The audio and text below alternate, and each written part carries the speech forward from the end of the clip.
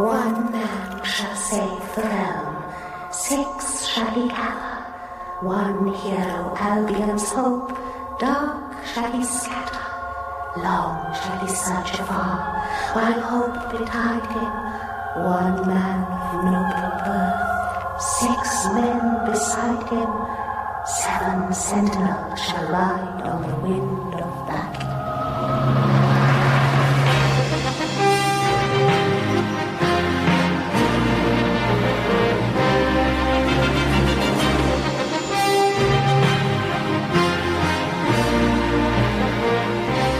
Hordes of the Things, an epic fantasy by A.P.R. Marshall and J.H.W. Lloyd. The first Chronicle.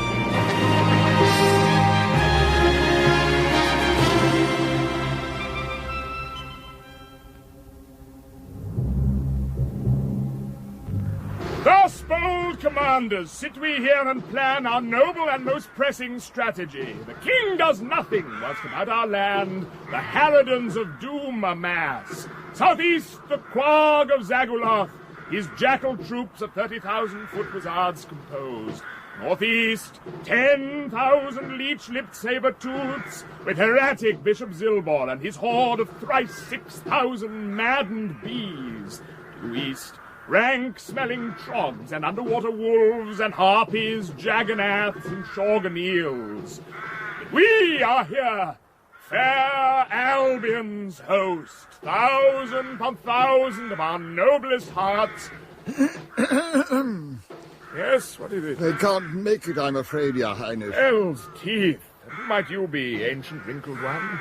In pointed hat adorned with stars and moons and mystic signs composed of gherkins and anchovies and recipes for scones? I am the wizard some call Radox the Green. I'm sorry to have to tell you that the mighty hordes of Albion can't make it today.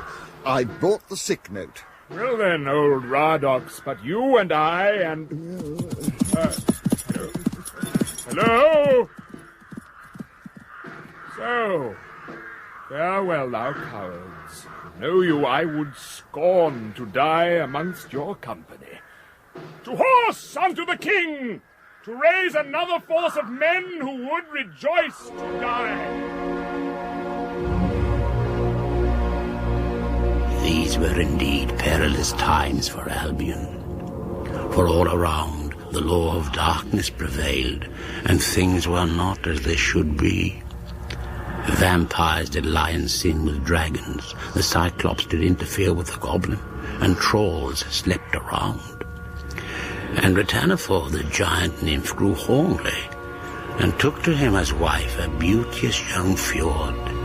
And this fjord she was firm and pliant, and her dugs were of wrinkled snow. And on the first morning of oversleep, she did conceive her demon child. And the child was known from that time forth as the Evil One.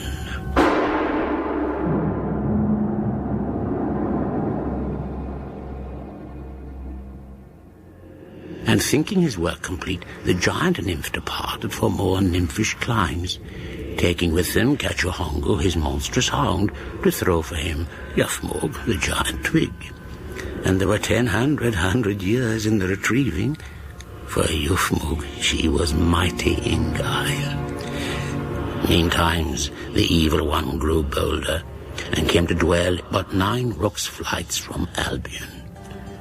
And the king of Albion was Ulfric III, and the doom was greater than ever before. Very well, gentlemen. You have the draft of my new law on poaching. Yes, Your Majesty. Read it to me, then. Certainly, sire. Item. The poaching of venison in the king's realm is forbidden. The penalty for doing so shall be not less than 30 days having your liver pecked out by eagles, and a fine of 10 million gold quadroons. I see. Tell me, how many of my subjects would be able to afford a fine of 10 million gold quadroons? Not counting you, sire. Yes, approximately. Well, approximately none-ish. None-ish. Bit of a ridiculous punishment, then, isn't it? And not less than 30 days having your liver pecked out, and a fine of 10 million gold quadroons. If they can't pay, it's hardly any deterrent, is it? Oh, I have it, sire. How about not less than 30 days having your liver pecked out by eagles, or a fine of 10 million gold quattroons? Good, much better. Let's move on. That's all right. Yes, item, the poaching of woodlice, hares, leopards, rabbits, moles, hedgehogs, dormice, bats, truffle pigs, bears, chipmunks, and slender lorises in the king's realm is forbidden. The penalty for so doing shall be not less than 6 years being stabbed with halberds, and... or a fine of both legs and a head. Good. You mean the penalty is either death or death. Is that it? I think we should leave that to the interpretation of the courts, Your Majesty. Go on. Yes. The poaching of birds, fruit, nuts, logs, and air in the king's realm is forbidden. The penalty for doing so should be not less than 4 months tied to a rock and thrown in the sea, or being smacked about the ears and neck with green elm twigs, plunged into boiling oil, wearing only a tricorn hat, and then tied to a rock and still thrown in it. Crown Prince Vegenin! Your Majesty, our spies from every border of this land of ours bring news that evil forces mass upon us. The state must arm, more troops in train, and all the Sagittaries gather here, else all is lost. Yes, now, all very well, but this isn't one of your speeches to the men here, you know. Anyway, what do you mean, more troops? What's happened to the last lot? Talk not to me of vile and cowardly wretches. All right, do hurry along. Log poaching is ravaging the land, even as we speak. Your Majesty seems not to understand. Albion is completely surrounded by evil forces of the most terrifying magnitude. How much longer do you think we can escape the conflagration? Oh dear, not another war scare, Vegenin, surely. How many times do I have to tell you that the Grand Alliance between the 48 nations has a perfectly workable non-proliferation treaty? Middle Sea is quite secure. How can you say that, when even at this moment the swirling killer loons of death are massing outside the east gates? Nonsense. I have today received a communication from the swirling killer loons of death, assuring me that they want war no more than they do. We have a trade treaty with them. Trade treaty? We export 1,400 luscious young virgins bound in silken ropes and fattened for 2 years on raspberries and chamois milk. And in return, we import a walnut. A walnut. There you are. You know perfectly well we have a very weak walnut industry. On the other hand, we have a positive surfeit of virgins this year. Remind me to talk to you later about that. It makes perfect economic sense for us to export virgins and import walnuts. A walnut. Admittedly, we'd like to import another walnut or two. Yes, we would. But world economy is slumping. My good friend, the evil flesh-eating Lord of Crown, advises us to... The evil flesh-eating Lord of Crown? That cannibal? The evil flesh-eating Lord of Crown is not a cannibal. Oh, really? Then what about this menu my spies brought me of the last banquet he threw? Starters. Choice of tomato and hobbit quiche. Surf pate, or avocado and stout yeoman farmers in vinaigrette. To follow... housewife with tiny new potatoes, or ragout of tender, meaty gym instructors killed during circuit training. Well... Sweet, strawberry ice cream sprinkled with golden peaches, chocolate sauce, almonds, angelica slices, and cherries with a couple of brawny archers thrown over the top, and cream, cheese, coffee. Well, you did skip the cheese. Your Majesty! We must prepare at once to raise a mightier horde of Albion to fight these cankerous parasites of doom that grow and strengthen hourly all around and such. Their ghastly leaders must be slain at once. And to that end, a list I have composed containing all those names too foul to live. First, His Grace, the Bishop of Zilbor. The ambassador of Zilbor only lives across the street. If he should be in his front chamber, sacrificing someone... Sacrificing? It's just his religion. You have to make allowances for alternative cultures. Then give me leave to press the men I need. Oh, very well, but do try and be discreet. Where do you start? Well, what about those 2 advisors? They don't really do very much here. Take my advisors? Oh, I don't know about that. What do you think? Oh, very bad move, sire. Yes, very bad. Most unwise. Yeah, well, there you are. You see, I am advised against it. Of course they advise you against it. They're cowards of the rankest kind. Are they? I shouldn't think they are for one moment, sire. Not they. Just prudent they are. Most likely, sire. That's enough. You both will come with me, like it or not. I shall press the boldest men we find to service most urgently. To the village! Then to battle! Battle? Come! It might be a better idea if we went to Mount Vizapithor and looked at the beautiful scenery, Your Highness. Yes, that sounds better advice to me. They say the lake is dazzling Be at quiet! one time. But Highness... Shut up! Thus stood Albion alone against the Darklands. And in Mount Vizapithor the Evil One begat. And the Evil One said, "Soon my children will come of age. I shall prepare a mighty treat. And it shall be called the Black Muster, when evil shall do battle with good and triumph over it forever." And seeing the children of darkness, Jadquaz the Demented did labor mightily on their behalf. He did forge them jellies and little hats and string bags for their tangerines, and with his dagger, stolen from the cavern of the dwarves, he did cut out pieces of paper for them to play at consequences upon. And such was his folly. For as the day of the Black Muster grew ever closer, the times grew deadly indeed. And log poaching did ravage the kingdom. This way, I think, Stephen. Perhaps we'll have had more luck in this direction. No, I can't remember having trod the ground of this particular glade. Strange, I thought we'd covered the whole forest at one time or another. Any sign of our log traps over there? What? Where? Oh, quick! This way! Be swift, they may be in deadly danger! Oh, fear not, old woman! My companion and I have strong sword arms.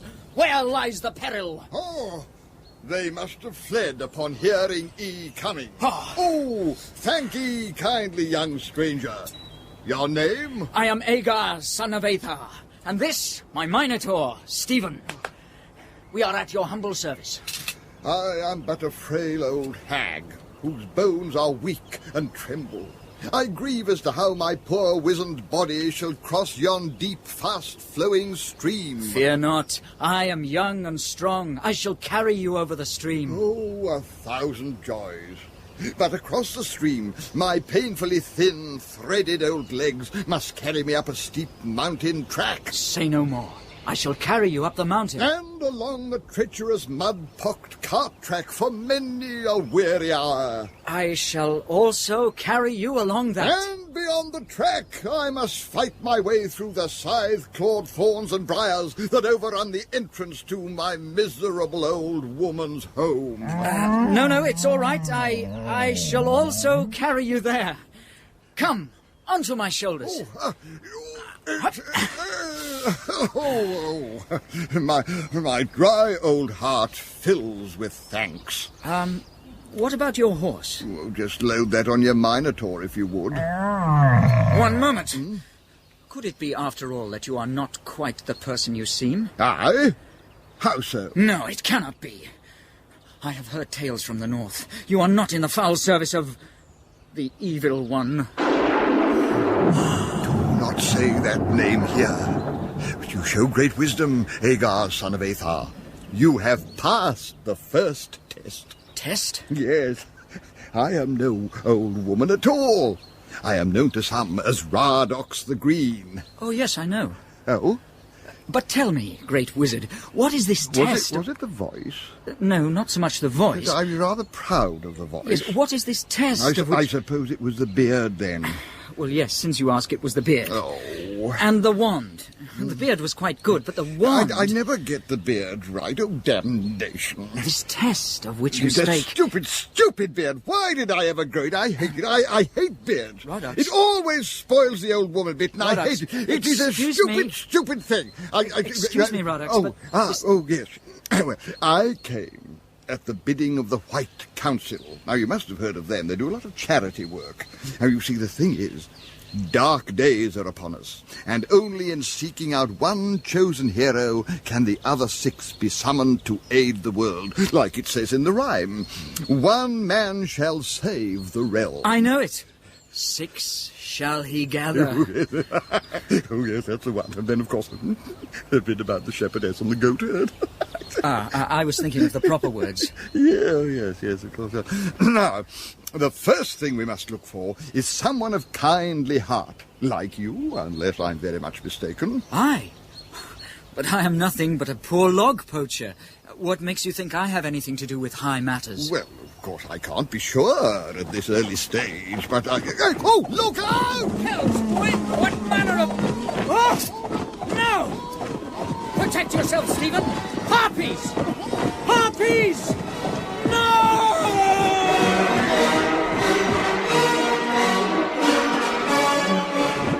Down! Let me down, foul creature, or I shall cleave your skull by the winds of death! Do you think I am attractive? What? Do you think I'm attractive?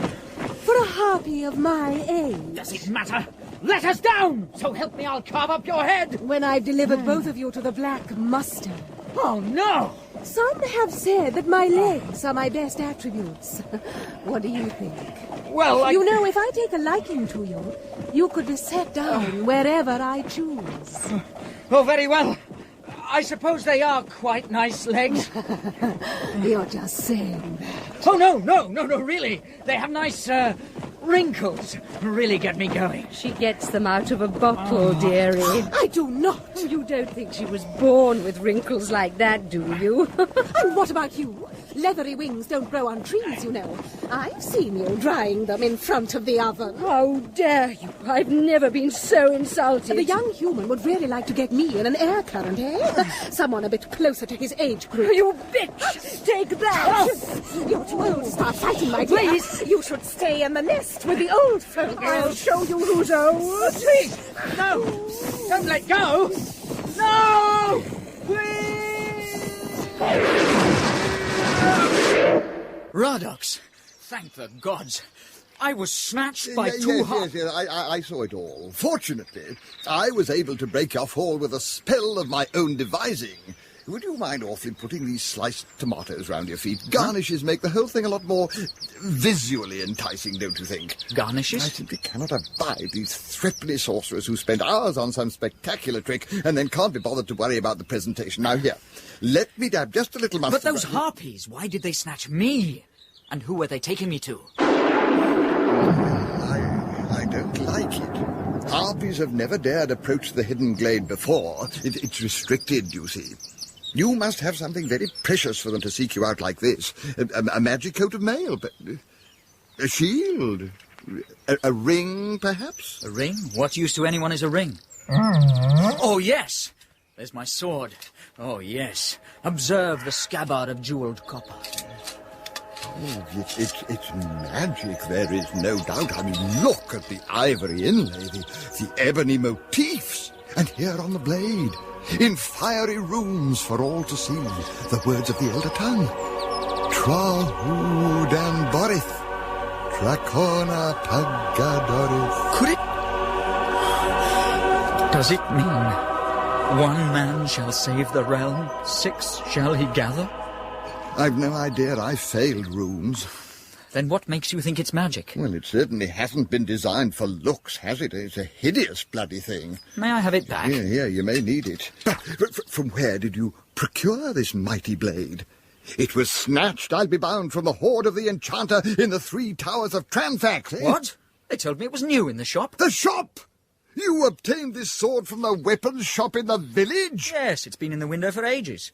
What of it? Oh, know you not the oldest legend of Albion? Whoso removes the sword from the shop shall become hero of all Middle Sea. What? Oh, goody. Well, that's definite then. You're no longer Agar the log poacher's son, but Agar the hero. And as for me, I must all speed for Zilbor to the great conference of all wizards. What about us? Well, your first task must be to seek the Sibyl Diandetes. Where is this Sibyl to be found? Well, you can seek advice in the inn yonder. Yes, but surely you can conjure up a mighty summoning spell and call the powers of light to my aid. No, I'm sorry. I'm right out of salad dressing at the moment. Anyway, the conference awaits me. My mighty horse must be ridden swiftly. Giddy up!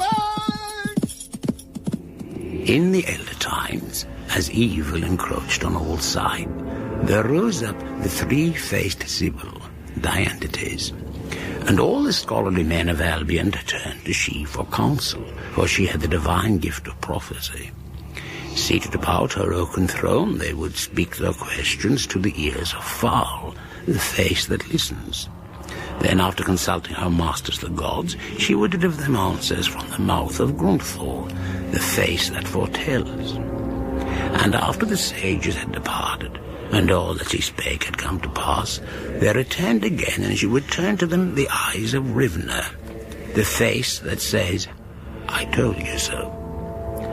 And in those first days, fearing for the safety of the kingdom, the men of Albion sought to know from Dianthetes how they might be protected from the night of all evil. And these were her words. There shall be a hero, and he will unknowingly command great power. The forces against him shall be mighty, but he shall set the world on the path to salvation. The day he alone shall find me for guidance. And so saying, until that time, the Sibyl went into hiding, and her wisdom and the hero were forgotten, as all lived in most modern terror of the evil one.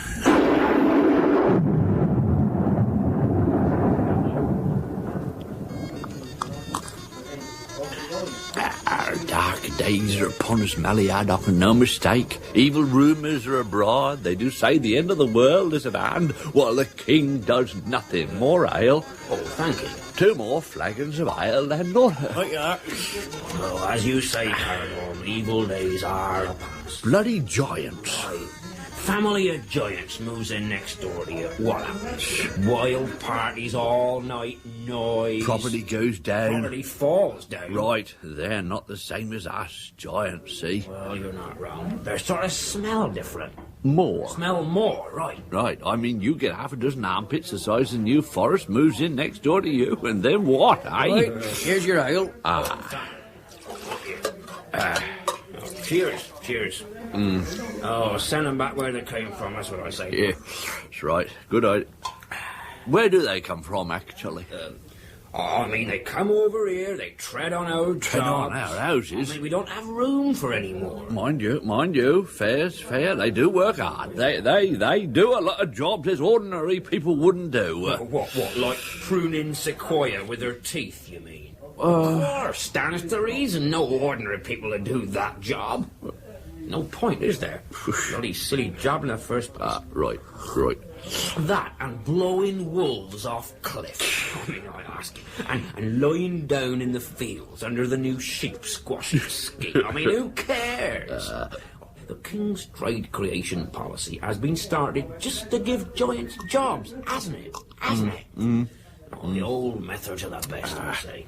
I mean, my dad, he could squash sheep as well as any giant could. By hand, too. Oh, craftsmanship that were. Didn't know your dad was a sheep, right?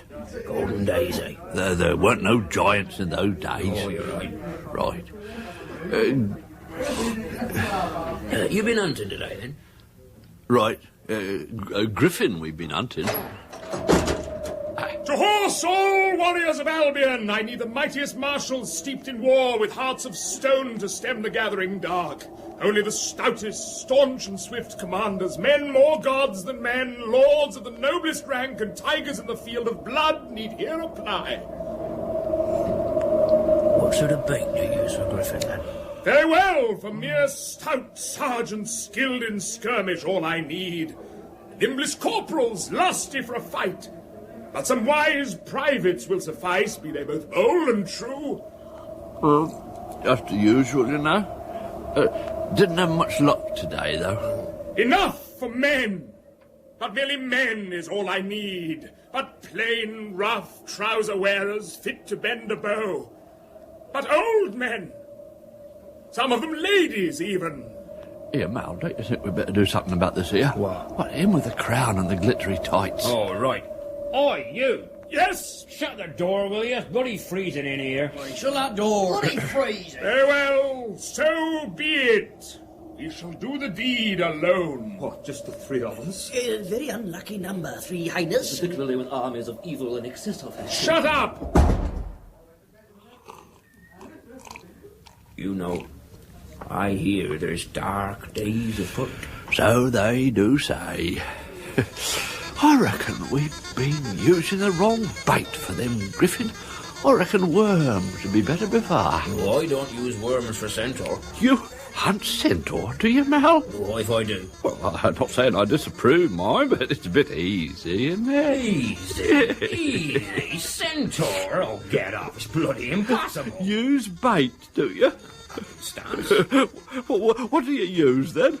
Steak sandwiches. Steak sandwiches. Well, what hunting method do you use, then? Well, that'll be telling. Rubbish, I know what you do. Oh, yeah? What do I do? You invite them round your place for supper. I do not invite them round my place for supper. No? No, I lure them round. I lure them with stealth and cunning. It was just the same in the fishing season, arranging deportment classes for mermaids and then stabbing them in the cloakroom. You don't know what real hunting's all about.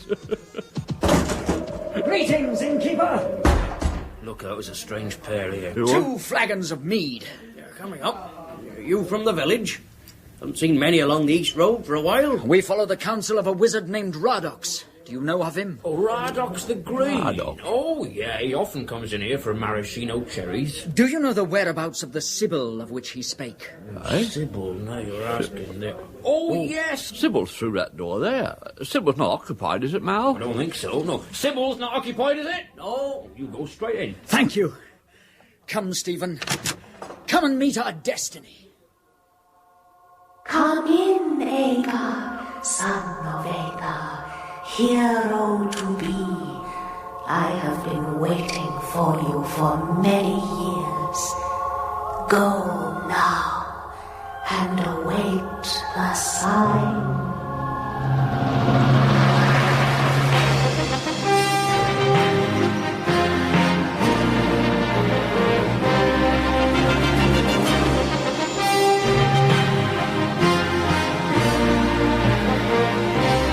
In the first Chronicle of Hordes of the Things, Patrick McGee was the chronicler, King Ulfric the Wise III was Paul Eddington, the Crown Prince Vegenin of Albion, Simon Callow, Agar, son of Athar, Christian Rodsker, Radox the Green, Frank Middlemass, Hugh Thomas was Maliardoc and the first advisor, and the first assistant advisor was David Ross. Gordon Gostelow was Caradorn, Eve Karp was a harpy, and Miriam Margolyes was a harpy, and Diandotes the three-faced Sybil.